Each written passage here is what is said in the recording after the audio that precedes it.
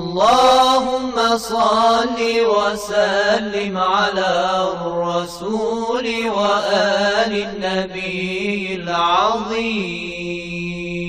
أعوذ بالله من الشيطان الرجيم. بسم الله الرحمن الرحيم، والصلاة والسلام على سيدنا Muhammad وآله الطيبين الطاهرين. En el nombre de Dios, el compasivo, el misericordioso, que las bendiciones de Dios sean con el profeta del Islam Muhammad y los inmaculados de su descendencia. En esta 11ª lección sobre el tafsir, la exégesis del Sagrado Corán, sus fundamentos y métodos, hablaremos acerca de la necesidad, si había o no necesidad, de tafsir o explicación del Sagrado Corán en la época de la revelación del mensaje, en la época del profeta del Islam sallallahu alaihi wa alihi. Realmente los compañeros del profeta del Islam, aquellos que fueron los interlocutores directos, primarios, iniciales del Sagrado Corán, necesitaban una interpretación. Leemos en el Sagrado Corán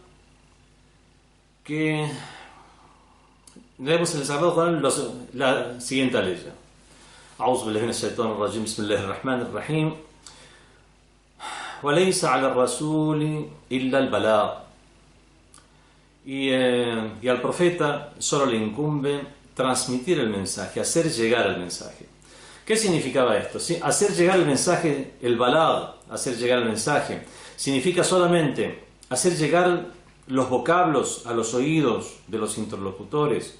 Al fin y al cabo estaban en idioma árabe y ellos ya sabrán comprenderlos, entenderlos, actuar según los mismos. Eso y lo demás ya no le incumbía al profeta del Islam. El balagh o hacer llegar el mensaje no significa solamente transmitirlo de palabra para que la gente lo escuche. Hacer llegar el mensaje significa hacer llegar también, aparte de hacer llegar las palabras, hacer llegar sus significados, que obviamente es lo más importante. Las palabras son un instrumento para hacer llegar los significados y las nociones. Así es como todos los seres humanos.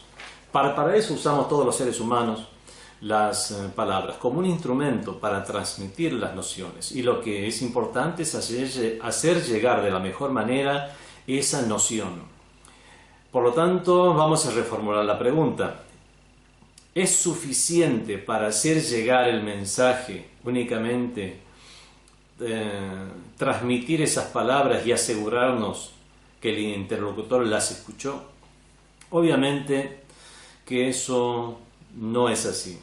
En el mismo Sagrado Corán leemos la ley que dice أعوذ بالله من الشيطان الرجيم وأنزلنا إليك الذكر, y te hemos revelado el recuerdo, el libro sagrado, لتبين للناس ما ننزل إليهم, para que les dilucides a la gente, para que le aclares, le expliques a la gente ما ننزل إليهم, lo que les revelamos. Cualquier duda que pueda haber sobre que aquí al-dhikr, que la traducción literal es recuerdo, significa el libro sagrado, el Corán mismo, cualquier duda que pueda haber se aleja cuando uno sigue el contexto de la ley, que dice para que les dilucide lo que les revelamos. Aquí hay una revelación. Entonces vemos que se refiere precisamente al libro sagrado y que una de las funciones del profeta del Islam es dilucidar el libro sagrado, explicarle a la gente. Y desde que en la ley anterior que hemos leído dice solamente incumbe al profeta hacer llegar el mensaje, significa que únicamente transmitir las palabras del Sagrado Corán no eran suficientes, sino que había una necesidad de un tafsir del Corán, de una exégesis de las palabras de Dios Todopoderoso, incluso en las primeras épocas del Islam. Hay muchas leyes del Sagrado Corán que indican este sentido. Está aquella de la Sura Al-Qiyamah, de la Sura la Resurrección, que dice ثُمَّ إِنَّ عَلَيْنَا بَيَانَهُ, luego a nosotros nos corresponde su dilucidación, su explicación. O sea que había que revelarlas a ellas y después explicarlas, dilucidarlas. Muchos otros hadices también del mismo profeta del Islam indican este sentido. En general, y de manera categórica podemos decir que entre las funciones del profeta del Islam estaba explicar o hacer tafsir del Sagrado Corán. Vemos entonces que existía una necesidad de tafsir incluso en las primeras épocas. No podemos considerar que por ser árabe parlantes y de haber sido revelado el Sagrado Corán en el idioma de los árabes de esa época, que ya por eso ya entendían todo su significado de manera completa. Esto es lo que supusieron algunos, o lo que dan a entender algunos en sus escritos, como Ibn Khaldun. Ibn Khaldun, en su libro La Muqaddima, tiene la siguiente frase: "Wa amma tafsir", en cuanto al tafsir o exégesis, fa'lam, debes saber, anna al-Qur'an, que el Sagrado Corán, nuzzila bi lughat al-arab, fue revelado en el idioma de los árabes, wa ala asalibi balaghatihim, y según los métodos de su retórica y forma de hablar y su elocuencia. Fakanu kulluhum yafhamunahu, entonces todos lo comprendían. Wa ya'lamuna ma'anih, y sabían cuáles eran sus sentidos. Fi mufradatihi wa tarakibihi, tanto en sus mufradat, en sus palabras sueltas, en sus vocablos, perdón, wa tarakibihi, como en sus composiciones, en la composición de sus frases. Vemos que en el supuesto caso que Ibn Khaldun haya querido decir lo que se entiende de manera aparente de las palabras, esto no es correcto, y hay muchos testimonios de la historia del mismo Islam que nos hacen ver como muchos compañeros del profeta del Islam había vocablos que no comprendían, es por eso que preguntaban al profeta del Islam, o se preguntaban entre ellos para llegar a comprender esos vocablos. Había nociones que eran nuevas. Es una religión que fue revelada a una gente que vivía en salvajismo, que, como dijo el Imam Ali, ya habíamos hecho referencia al hecho de que los árabes no habían tenido una civilización. En la península arábiga no había testimonios de una gran civilización como las que podíamos llegar a tener referencia en Persia, Egipto, Roma, India, África misma, sino que vivían en un estado de salvajismo. Y es por eso que la última de las religiones revelada, con todas esas nociones mucho más trabajadas que las anteriores, y es por eso mismo que es el último de los mensajes, es el sello de los mensajes, traía nuevas nociones que, a pesar de ser transmitidas en el idioma de las personas, debían ser explicados. Si bien el lenguaje de la religión no es un lenguaje con tecnicismo, aún así podemos hacer una analogía entre hablar de medicina o hablar de ingeniería o de alguna ciencia o estudios de las humanidades, por ejemplo, a personas comunes con terminologías propias de esas disciplinas, y no necesariamente todas las personas lo van a comprender. A pesar de que la religión o la revelación no tenía estos tecnicismos, aún así podemos comprender que las nociones por lo menos debían ser explicadas, e incluso los vocablos. Tomemos un ejemplo. Entre esos ejemplos, aquí estamos en Argentina, estamos en la provincia de Tucumán. La provincia de Tucumán es conocida por sus plantaciones de caña de azúcar. Entonces las personas en general, por lo que salen en los diarios, por las discusiones que se transmiten en los medios informativos, la persona en general aquí en la provincia de Tucumán ha escuchado hablar de la maloja, ha escuchado hablar del bagazo de la caña de azúcar. A lo mejor términos que en otras partes del mismo país, del mismo Argentina, términos que no han escuchado, y si lo han escuchado no saben bien a qué se refieren. ¿Para qué hablar ya de otros países y otras latitudes donde a lo mejor incluso llamen a estas cuestiones relacionadas a la caña de azúcar con otros nombres? Vemos entonces que es idioma castellano, pero aún así el idioma común y de la gente común al punto tal que campesinos, labradores, trabajadores sin gran instrucción comprenden estos términos, aún así tienen que ser explicados tal vez a otras personas con mucho más estudios. De esta manera vemos que hay términos que debían ser explicados a personas a pesar de tener algún grado de erudición. Y hay otras cuestiones propias ya de esta nueva religión, con estas nuevas nociones, que obviamente debían también ser explicadas. Eso ya sin contar los vocablos que después fueron adquiriendo una nueva acepción conforme al Islam. Ya hemos explicado algo al respecto, como la palabra Hajj, que hoy significa la peregrinación a la Meca, originalmente significaba simplemente visita, o la palabra Salat, que hoy en día significa ese rezo o oración con una forma determinada, movimientos en particular, palabras en particular, simplemente significaba súplica, o como Saum o Siyam, que es ayuno, inicialmente solo significaba abstenerse, o Zakat, que es dar la limosna. Zakat significaba simplemente purificarse, porque es la purificación de la riqueza, el zakat o limosna en el Islam. Vemos cómo estos términos, vocablos del idioma árabe, adoptaron una acepción particular. Y muchas veces era el mismo profeta del Islam quien explicaba estos vocablos, y otras veces los mismos compañeros se los explicaban entre sí. Adi ibn Hatam al-Ta'i. Adi era hijo de Hatam al-Ta'i. Hatam al-Ta'i era una persona que era célebre entre los árabes por su generosidad. Había poesías acerca de él. No llegó a hacerse musulmán porque no conoció el Islam. Era famoso entre los árabes antes del advenimiento del Islam. Bueno, aún así siguió siendo célebre por su generosidad. Su hijo, Adi, sí, ya fue contemporáneo a la revelación del mensaje y se hizo musulmán. Adi bin Hatam al-Ta'i nos dice lo siguiente. Cuando habíamos escuchado la ley del Sagrado Corán, que dice Kulu washrabu, a'udhu billahi minash shaitanir rajim, Kulu washrabu, y comed y bebed hatta yatabayyana lakum al-khayt al-abyad min al-khayt al-aswad min al-fajr.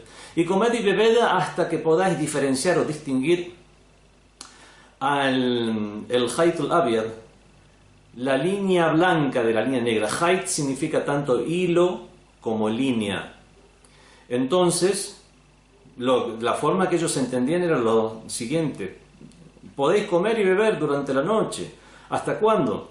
Hasta que diferenciéis el khat al-abyad del khat al-aswad, el hilo blanco del hilo negro. Y muchos pensaban que era poner en medio de una noche sin luna llena dos hilos en la oscuridad, y mientras no los diferenciemos podíamos comer, y cuando ya podíamos llegar a diferenciarlos por la claridad o por la iluminación del día, es ahí que ya había que dejar de comer. Le preguntó directamente, cuenta Adi bin Hatam, le preguntó al profeta del Islam, quien le respondió: Innama huwa sawad al-layl wa bayad an-nahar. Eso significa la oscuridad de la noche y la blancura del día o claridad del día. O por lo tanto aquí no se refiere a hayt en el sentido de hilo, sino en el sentido de línea. Es la línea del horizonte, es ver al horizonte y distinguir la oscuridad de la blancura o claridad del día. Cuando comience a distinguirse esa claridad, cuando comience a distinguirse la línea del horizonte, ya hay que dejar de comer. Vemos cómo una persona conocida entre los árabes, hijo de una persona reconocida, con el grado de cultura suficiente, y más que suficiente para una persona ordinaria de esa época, no podía comprender o no comprendió ese uso metafórico a pesar de ser revelado en el idioma que él mismo hablaba. Por lo tanto, había cuestiones como estas y similares que eran necesario que sean explicadas. Bueno, hay muchos ejemplos más. Por ejemplo, Ibn Abbas, el gran sabio del Islam, reconocido por todas las corrientes islámicas como Habrul Ummah, el gran sabio de la comunidad.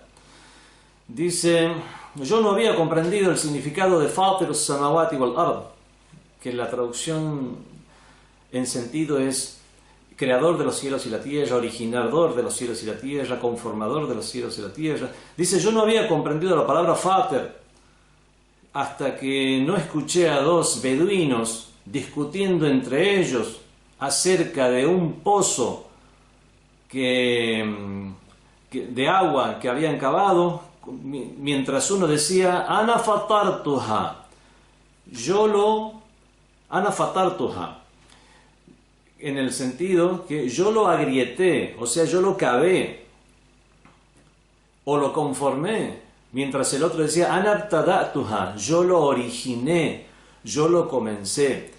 Vemos que son tanto fatara como abtada'a como jalata, son frases que lo usamos como sinónimos hoy en día en el idioma árabe, como la creación, crear, originar, conformar. Pero vemos como uno decía, yo lo agrieté, cavé, conformé, le di conformación, y el otro decía, yo lo comencé.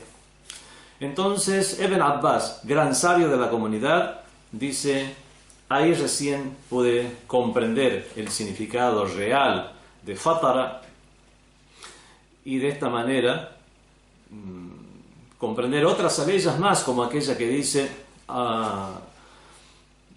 ved los cielos y las tierras y no verás en ellas ningún futuro, o sea, ninguna grieta, ninguna hendidura. Son vocablos que después nos ayudan a comprender, o ayudan al exégeta a comprender el sentido real, original, aparente, explícito, etc., del Sagrado Corán, para después transmitirlo a los demás. Dijo el mismo Ibn Abbas lo siguiente, hablando acerca del tafsir o exégesis del Sagrado Corán. At-tafsiru ala arba'ati awjah. La exégesis o explicación del Sagrado Corán tiene 4 aspectos. Wajhun ta'rifuhu al-arab min kalamiha. Hay un aspecto que conocen los árabes por sus palabras, o sea, son palabras reveladas en idioma árabe y los árabes lo comprenden. Wa tafsirun la ya'zuru ahadun bi jahalatihi. Hay otro tafsir, otra explicación que nadie está disculpado si es que las ignora. Son cuestiones evidentes. Hay personas, no hay nadie en este mundo que sea disculpado, a menos que tenga alguna enajenación mental, que no podrá ser disculpado por no comprenderlas. Son cuestiones evidentes. Como matar a un inocente. Matar a un inocente es algo que no tiene, no hace falta grandes hipótesis, teorías, enseñanzas, instrucciones. Son cuestiones evidentes. Son cuestiones que se encuentran dentro de la naturaleza humana, por lo menos su comprensión. La comprensión de que son cosas incorrectas. Entonces, el tafsir tiene 4 aspectos. Un aspecto que lo comprenden los árabes por sus palabras. Otro aspecto que nadie está exento o nadie está disculpado por ignorarlas. Nadie se le disculpa ignorarlas. Wa tafsirun ya'lamuhu al-ulama. Hay un tafsir, una explicación que conocen los ulama, los sabios, los eruditos, los que se han instruido. Aquellos que han recibido instrucción, han investigado, pueden por sí mismos llegar a conocer la explicación de esas aleyas, nociones, vocablos, etc. Y por último, tafsirun la ya'lamuhu illa Allah. Un tafsir o exégesis del Sagrado Corán que no conoce sino Dios. Bueno, y aquí nos vamos a detener. ¿Qué significa un tafsir que no conoce sino Dios? ¿Es algo que nunca nadie va a conocer y solamente conoce Dios? ¿Para que lo ha revelado? ¿Simplemente para que quede como algo misterioso, oculto, que no sabemos qué es y lo repetimos en los rituales? No es de esa manera, porque esto está alejado de la hikma o sapiencia y sabiduría divina. Sino que no lo sabe sino Dios, significa que por ningún otro medio normal, los árabes, por el solo hecho de saber el árabe, no van a comprender ese tafsir. E incluso los sabios, tampoco lo van a comprender aquellas personas por considerarlo evidente. Tampoco lo van a comprender ni siquiera los sabios por más estudios que puedan realizar, porque esto es algo que va mucho más allá de los alcances del razonamiento, del intelecto y de la investigación. Esto es algo que es propio de un conocimiento propio de Dios. Por lo tanto, no hay forma de acceder a Él, sí, pero ya es a través de la revelación. Eso es lo que significa que no lo conoce sino Dios. Significa que es una cuestión teórica, es una cuestión genérica. Por lo tanto, eso que no conoce sino Dios, ¿existe una forma de acceder a eso? Sí, pero eso únicamente será a través de la revelación y no por otro medio normal, ordinario. Por lo tanto, a través del profeta o a través de aquellos que fueron enseñados por el profeta, como son los imames de Ahlul Bayt, o inspiraciones por el estilo, nadie podrá llegar a conocer eso. En general, aquello que no conoce sino Dios solamente puede llegar a conocerse a través del wahi o revelación. Por lo tanto, hay tafsir o explicación que hace falta que sean dilucidados únicamente por el profeta del Islam. No lo van a comprender los árabes por sus palabras, no lo van a comprender porque es algo evidente, y no lo van a comprender los investigadores aún, o estudiosos o sabios, porque hagan sus estudios pertinentes, sino que va a ser falta y necesidad del profeta de manera indefectible. Hace falta un wahi, porque el wahi o revelación se divide en dos tipos de revelación. Está la revelación, wahi al-Qur'an, la revelación del Qur'an propiamente dicha, y también está wahyul bayan, la revelación de la explicación o dilucidación que el profeta debe dar a las personas. وَمَا يَنْتِقُ عَنِ الْهَوَى, no habla por capricho, إِنْ هُوَ إِلَّا وَحْيٌ يُوحَى, sino que es una revelación revelada o inspirada.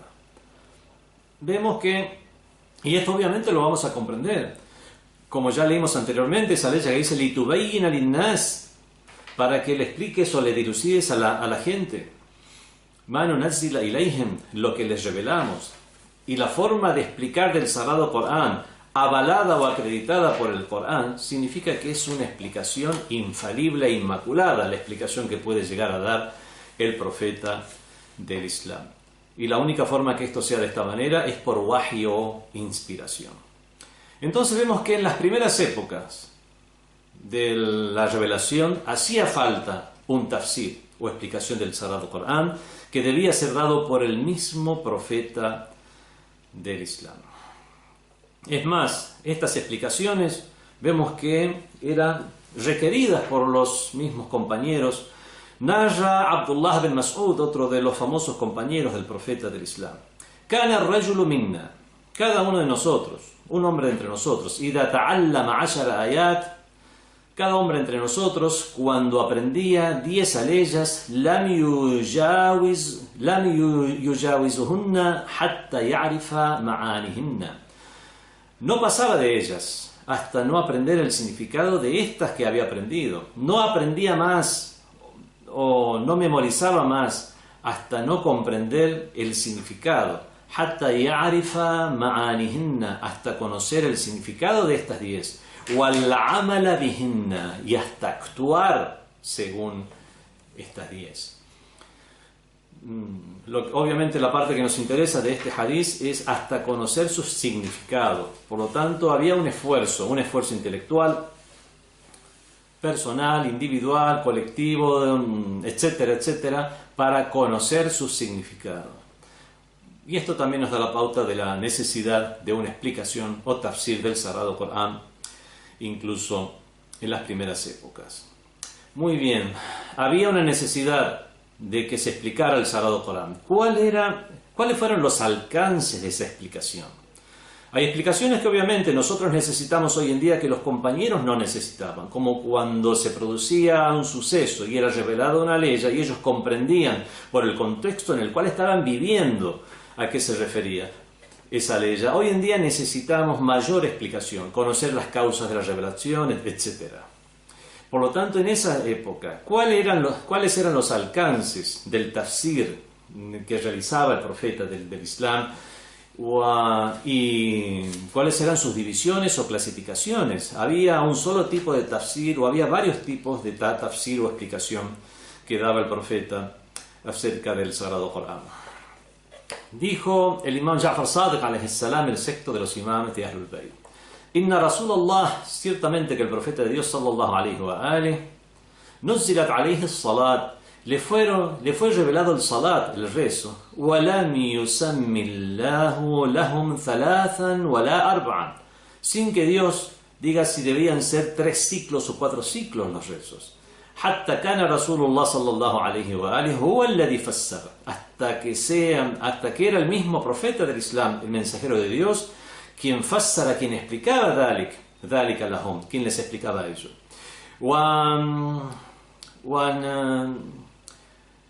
نزلت عليه الزكاة, le fueron revelado el zakat o la limosna, el diezmo o gravamen obligatorio religioso. وَلَمْ يُسَمِّ لَهُمْ مِنْ كُلِّ 40 دِرْهَمًا dirham, y no les explicaba, no está en el Sagrado Corán que de cada 40 dirhames o moneda de plata había que dar un dirham como limosna. حتى كان رسول الله صلى الله عليه وآله هو الذي فسر ذلك لهم, sino que era el profeta o el mensajero de Dios quien les explicaba ello. ونزل الحج, y fue revelada el Hajj o la peregrinación a la Meca. فَلَمْ يَقُلْ لَهُمْ, pero no les decía en el Sagrado Corán طُوفُوا أُسْبُوعًا حَتَّى كَانَ, y no les decía que debían ser 7 vueltas o 7 circunvalaciones que había que dar alrededor de la Kaaba. حَتَّى كَانَ رَسُولُ اللَّهِ صَلَّى اللَّهُ عَلَيْهِ وَآلِهِ هُوَ الَّذِي فَسَّرَ ذَلِكَ لَهُمْ, sino que era el profeta del Islam quien les explicaba ello. En las primeras épocas había una imperiosa necesidad del tafsir o explicación que debía dar el profeta del Islam para ir conformando la religión del Islam en sus nociones, en sus rituales, en su ética, en su moral, en sus preceptos, etc. Y todo esto lo encontramos en la sunna que es la tradición y la tradición, como ya se ven en otras disciplinas, la disciplina del tafsir, que la tradición del profeta del Islam son las palabras del profeta del Islam, son los hechos del profeta del Islam y los reconocimientos tácitos, aquello que aprobaba tácitamente también el profeta del Islam. Había contextos en los cuales el profeta, en su condición de tal, no debía quedarse callado si algo no era adecuado. Por ejemplo, había una compra-venta delante suyo y él no emitía ninguna opinión al respecto. Significaba que esa compra-venta en general, por lo menos la compra-venta en general, si no los detalles son correctos. Si no, en su condición de profeta debía haber aclarado ello. Entonces, sus palabras, hechos, actitudes y sus reconocimientos tácitos. En los libros de narraciones que encontramos del profeta del Islam, las aleyas o las narraciones que explican las aleyas, donde hay un tafsir o explicación de las aleyas, están dispersos en los libros. Algunos sabios han intentado compilar en un tomo, en una sola obra, recopilar todas las narraciones que se refieran a una explicación del Sagrado Corán, como lo hizo el sabio Sunni Jalaluddin Suyuti, quien recopiló todas las narraciones que encontró donde había algún tipo de explicación de alguna ley o de alguna noción del Sagrado Corán y las dispuso en el orden en que son mencionados esos temas en el Sagrado Corán. Pudo llegar a recopilar unas 250 narraciones nada más del profeta del Islam, e incluso él mismo aclara que no todas estas narraciones tienen un análisis en su análisis de hadith son consideradas como sahih o muy acreditadas o confiables. En todo caso, únicamente no puso aquellas que eran débiles o aquellas que eran obviamente falsas. De esta manera, así también, siguiendo este proceder, otros sabios lo que trataron de hacer una especie de depuración de estas narraciones, haciendo un análisis de las cadenas de transmisión de las mismas, de los narradores, de la existencia de contradicción o no de las mismas con el Sagrado Corán, etcétera, etcétera. Hay un libro, un autor contemporáneo tituló As-Sahih al-Musnad min al-Tafsir al-Nabawi, lo correcto, lo acreditado, transmitido sobre el tafsir o exégesis que realizó el profeta del Islam, y recopiló ahí solamente unas 155 narraciones. Veamos qué tipo de explicación era las que daba el profeta del Islam en esa época. Como ya dije, hoy en día necesitamos alguna explicación que ellos no necesitaban en su época, como aquellas referidas a un suceso, puesto que estaban viviendo el contexto. Bueno, ¿qué es lo que les explicaba el profeta del Islam? Por ejemplo, encontramos en el libro de Tirmidhi, también uno de los 6 o 9 libros de referencias sunnis, dice a Tirmidhi en una narración que sobre la ley فَقُلْ أَعُوذُ بِاللَّهِ مِنَ الشَّيْطَانِ الرَّجِيمِ فَقُلْ تَعَالُوا نَدْعُ أَبْنَاءَنَا وَأَبْنَاءَكُمْ, que aquella ley del Sagrado Corán que se refiere a la mubahala o ordalía o imprecación mutua que iban a realizar el profeta con los cristianos de Najran, el profeta, el Sagrado Corán le dice al profeta que diga: di, ta'alu, venid, nad'u abna'ana wa abna'akum, convoquemos a nuestros hijos y a vuestros hijos, etcétera, bueno, hasta el final de la aleya, donde el profeta explicó, cuando fue revelada esta aleya,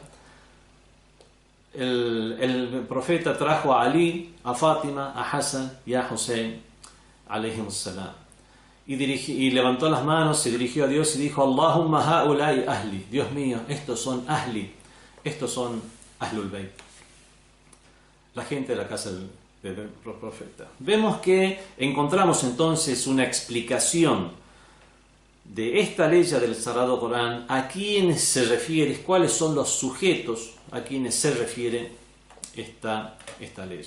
Otra explicación más la encontramos en el libro de Muslim, también otro de los libros de referencia sunnis, uno de los más importantes. En aquella ley que dice: Innamal hamaru wal maisir, ciertamente que el hamar sería el vino, porque era la uva, se la tapaba, por eso se llama hamar, porque era tapada. Mahummira es aquello que fue tapado, y para que después por la fermentación llegue a convertirse en un embriagante. Ciertamente que el hamar o el maisir, que era un juego de flechas, etcétera, juego en general, ciertamente que el hamar, el juego, son abominaciones de Satanás, absteneos. Bueno, el profeta del Islam dijo lo siguiente respecto a esta ley: kullu muskirin hamar, todo aquel embriagante es considerado hamar, wa kullu hamarin haram, y todo hamar es prohibido. O sea, no se refiere únicamente al vino de la uva, sino a todo aquella bebida embriagante. At-Tirmidhi también, otro de los, bueno, ya habíamos mencionado que es uno de los libros de referencia, autor de uno de los libros de referencia sunni, dice respecto a la ley, narra del compañero Ibn Mas'ud, el sabio compañero del profeta del Islam. No todos eran sabios. Ibn Mas'ud, sabio compañero del profeta del Islam: alladhina amanu wa lam yalbasu imanahum bizulmin ulaika lahumul amnu wa hum muhtadun. En cuanto a aquellos que han creído y no se ve afectada su fe por zulm, por iniquidad, tiranía, injusticia u opresión, eso es zulm, esos serán los que estarán en seguridad, esos serán los bien guiados. Le fue preguntado al profeta del Islam: oh profeta del Islam, ¿quién de nosotros no realizó un zulm? O sea, una opresión, una injusticia contra otro. Y el profeta les respondió: Laysa dhalik, no es así, no se refiere a eso esta ley. Innama huwa shirk, se refiere a la idolatría. Alam tasma'u ma qal, ¿acaso no escuchaste lo que dijo Luqman? Lo que dijo Luqman en el mismo Sagrado Corán se transmite de Luqman. Luqman era un sabio. Algunos llegaron a decir que fue un profeta, pero no, fue un sabio, un hakim, por eso se le dice Luqman al-Hakim. Fue una persona muy sapiente que vivió en la época del profeta David. ¿Acaso no escuchaste lo que le dijo Luqman a su hijo en los consejos que le dio a su hijo? Qala Luqman li ibnihi wa huwa ya'izuhu. Le dijo Luqman, eso es una ley del Sagrado Corán. Qala Luqman li ibnihi wa huwa ya'izuhu. Le dijo Luqman a su hijo mientras le amonestaba, le daba consejos. Ya bunayya, oh hijito mío, la tushrik billah. No asocies nada a Dios, no seas idólatra. Inna shirk, ciertamente que la idolatría, la zulmun azim. Ciertamente que la idolatría es un gran zulm, es una gran injusticia, opresión, etc. Y el profeta dijo que es a esto a lo que se refiere esta ley del Sagrado Corán, cuando dice que aquellos que no realicen zulm estarán guiados. Del libro también de Muslim se narra que el profeta del Islam, respecto a la ley del Sagrado Corán que dice innama as-sadaqatu lil fuqara'i wal masakin, ciertamente que las limosnas son para los pobres y para los masakin. Masakin podríamos traducirlo, la palabra miskin, como indigente, una persona con extrema necesidad de pobreza. Entonces, eso es como una persona puede comprender esta palabra cuando es pronunciada sola, miskin. ¿Quién es un miskin? Es un indigente, un pobre que está en una extrema pobreza. El profeta del Islam explicó al respecto: ليس المسكين بهذا الطواف الذي يطوف على الناس. No se refiere al miskin, a ese indigente que vaga entre la gente, فَتَرُدُّهُ اللُّقْمَ وَاللُّقْمَتَانِ, buscando un bocado o dos bocados para comer, وَالتَّمْرَ وَالتَّمْرَتَانِ, buscando un dátil o dos. قالوا فما المسكين يا رسول الله. Entonces le preguntaron, entonces ¿a quién se refiere con el miskin, oh mensajero de Dios? قال, dijo, الذي لا يجد غنى يغنيه, es aquel que no encuentra riqueza que le enriquezca o que le haga suficiente. ولا يفطن له, y no tiene tampoco la idoneidad o la aptitud. فيتصدق عليه, se le da limosna. ولا يسأل الناس شيئا, a pesar de que tal vez no le pida nada a la gente. Entonces vemos que esta ley, ya explica el profeta del Islam, hacía falta una explicación para que la gente no tomara que era simplemente el indigente. Era el miskin, el necesitado aún cuando no pida de la gente. Y a pesar de que, de que su necesidad no sea extrema, si no sea lo suficiente para no considerarse una persona que que no encuentra una riqueza que le sea suficiente para subsistir, para su sustento, de él y de su familia. En el libro de Tabari, el gran historiador y también exégeta, tiene un libro de tafsir, un libro de exégesis, así como también tiene un libro de historia. El Tabari narra también en un hadith del mensajero de Dios, refiriéndose a esta ley que dice lahumul bushra fil hayati dunya wal akhirah, tendrán el bushra es la nueva, a la buena noticia, la alegría por una buena noticia. Ellos tendrán el bushra fil hayati dunya wal akhirah, tanto se refiere a los creyentes, tendrán esta bushra tanto en esta vida mundanal como en el más allá.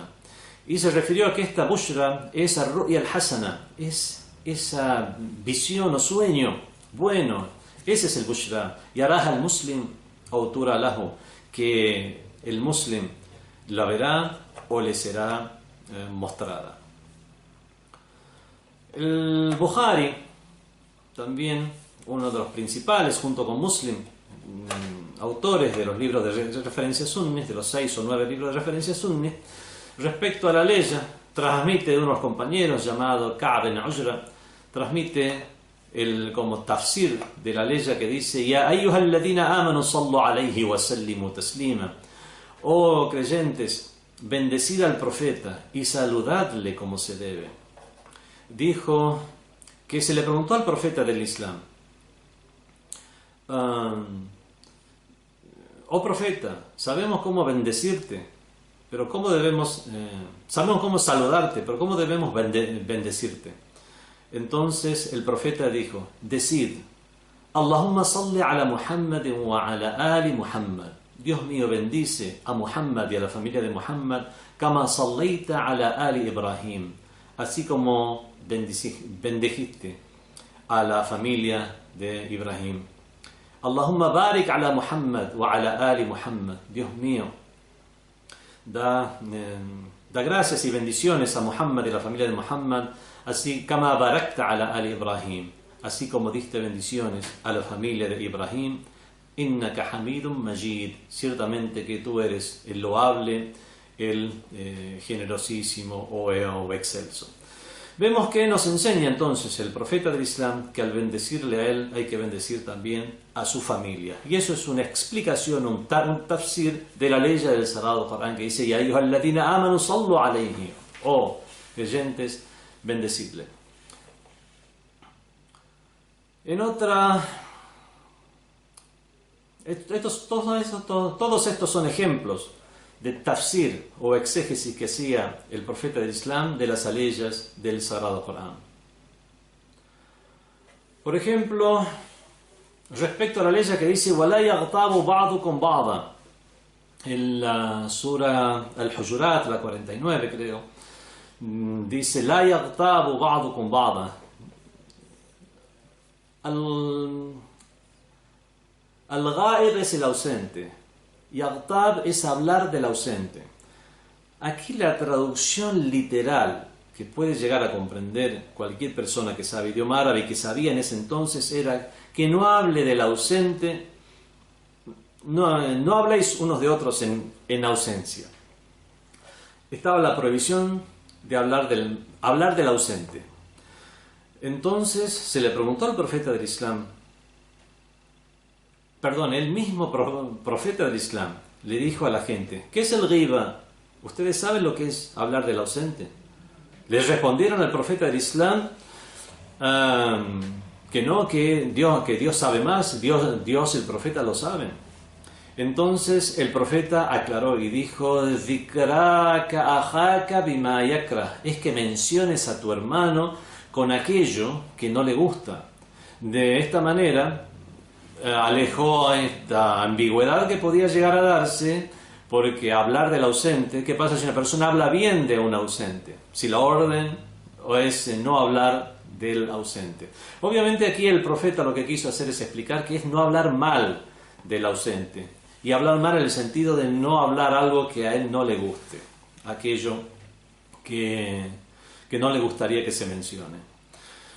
Vemos que el profeta hacía este tipo de explicaciones, por ejemplo, incluso los más literalistas, los grupos extremistas literalistas como los wahabíes, salafíes y otros, que toman únicamente lo literal del Sagrado Corán, y es por eso que le atribuyen a Dios manos, cuerpo, etc., por no entender las metáforas y usos metafóricos, o negar que hubiera en el Corán usos metafóricos, entienden que aquí, al no hablar del ausente, es no hablar mal del ausente. ¿Por qué? Porque la palabra ghiba no es hablar del ausente y nada más.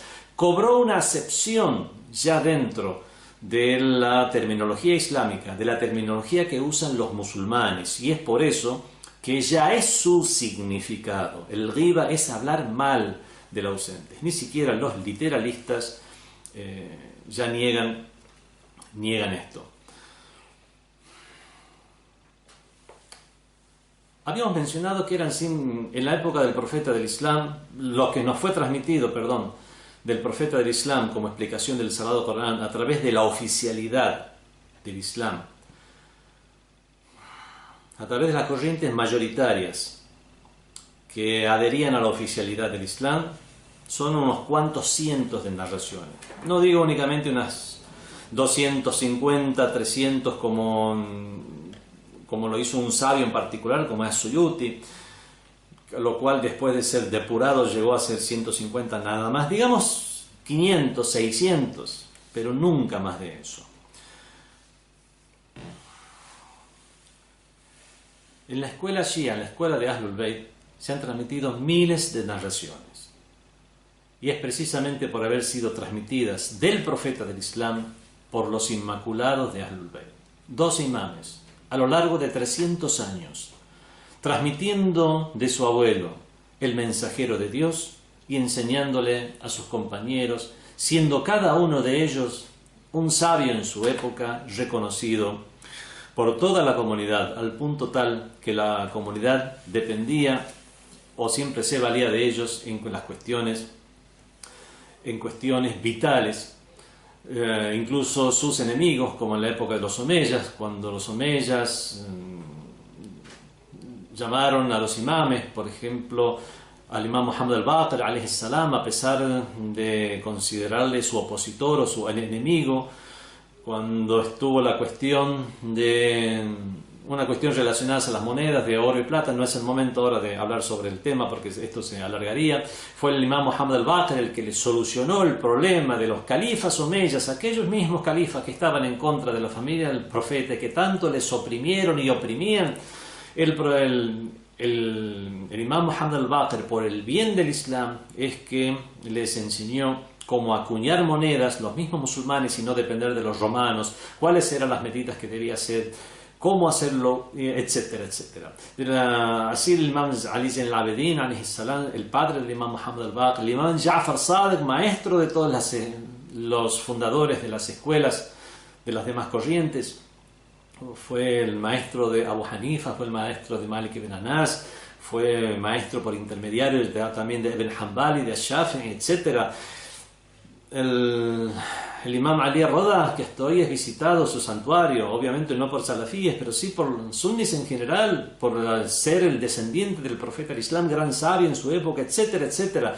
Vemos que todos estos imames, referentes, sabios, cada uno, de padre a padre, de padre a hijo, fueron transmitiendo estas narraciones del profeta del Islam que nos llegaron por miles. Ahora, ¿por qué se produjo esa limitación en aquellos que adherían a la oficialidad del Islam? Hubo muchos factores que hicieron que se limiten las narraciones, ya no solamente relacionadas al exégesis del Sagrado Corán, sino a los hadices en general, por la prohibición que hubo de los hadices, la cual rigió desde de los primeros momentos del gobierno del primer califa, y únicamente prohibición que no se tuvo en cuenta en el corto periodo de califato de Imam Ali ibn Abi Talib, esos 5 años, pero luego de ello otra vez con mucha más crudeza y rudeza todavía, continuó la prohibición hasta que llegó Omar ibn Abdul Aziz, el justo de los omeyas, casi 100 años después de la revelación, cuando fue levantada la prohibición y comenzaron a compilarse las obras de hadith en las corrientes mayoritarias o aquellas que adherían a la oficialidad del Islam. Narra Al-Zahabi, uno de los grandes autores sunnis, narra lo siguiente: después del fallecimiento del profeta del Islam, Abu Bakr reunió a los compañeros y les dijo: no transmitáis nada, absolutamente nada, del profeta del Islam, puesto que nos es suficiente el libro de Dios y a él nos vamos a dirigir para lo que es halal y lo que es haram, y es quien va a dirimir entre nosotros. Aisha, esposa del profeta e hija del primer califa Abu Bakr, cuenta, esto narra el mismo Zahabi, el gran sabio suní Zahabi. Aisha cuenta que Abu Bakr reunió todos los escritos que pudo del profeta del Islam, que quedaron del profeta del Islam, y hizo que él los consumiera el fuego. At-Tabari, ya mencionamos quién es At-Tabari, narra lo siguiente del califa Omar, que Omar le dio órdenes a todos sus gobernadores en las diferentes regiones que no se proliferen los hadices del profeta del Islam, y que él haría lo propio desde su lugar. En general vemos que con el fallecimiento del profeta del Islam surgieron dos corrientes. Una de las corrientes fue aquella que quiso acatar, que acató la orden del profeta, que dijo: Inni tariku fikum thaqlain o thaqalain, dejo entre vosotros thaqalain, dos tesoros, dos cosas preciosas. Kitab Allah, el libro de Dios, wa itrati ahli baiti, y mi descendencia. Y el hadith es mucho más largo todavía: innahuma la yaftariqa hatta yarida alayya al-hawd, y no se van a separar uno del otro hasta que vuelvan a mí en la fuente del paraíso, etcétera, etcétera.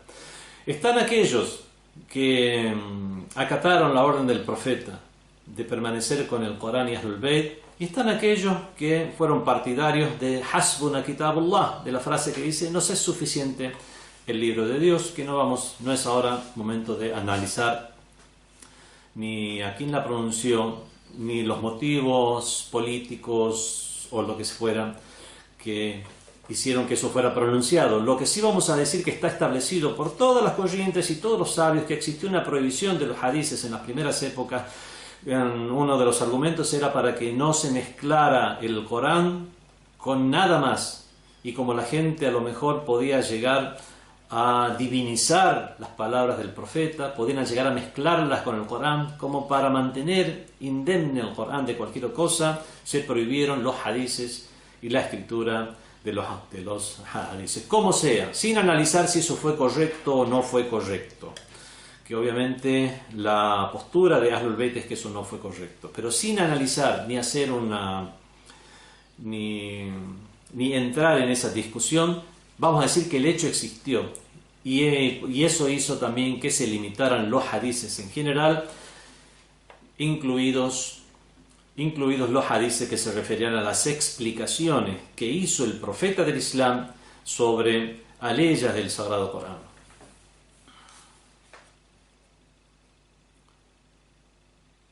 Los mismos compañeros, muchas veces, la mayoría de los compañeros no eran eruditos, no eran sabios. Ser compañero del profeta del Islam no significa ya ser una persona, un ángel celestial con todas las virtudes.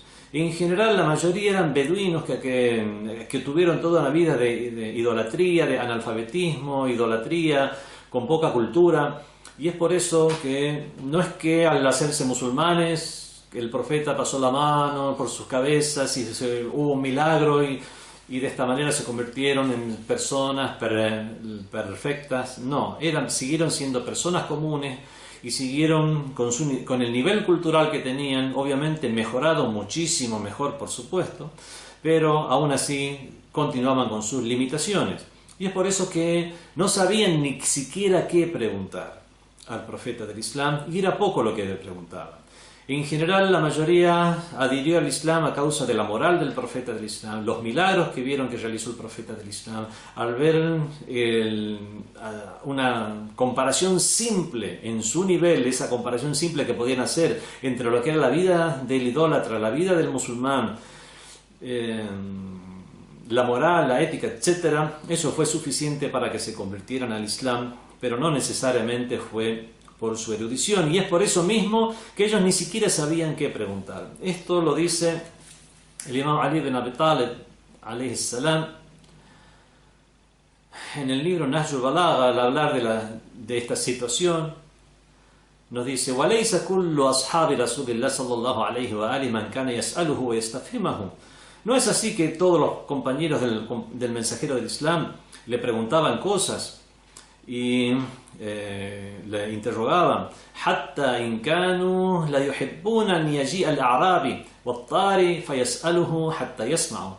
No sabían qué preguntar, al punto que les agradaba que llegara algún beduino del desierto o algún transeúnte o ocasional para que pregunte al profeta y ellos escucharan.